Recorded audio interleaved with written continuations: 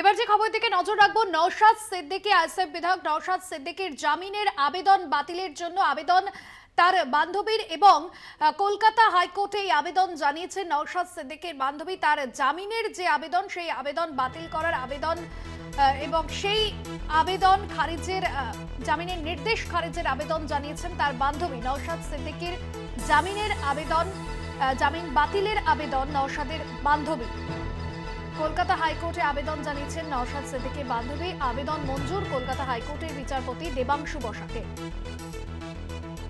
আপনাদের জানাবো, বিয়ের প্রতিশ্রুতিতে সহবাসের অভিযোগে জামিনের নির্দেশ, সেই নির্দেশ বাতিলের আবেদন।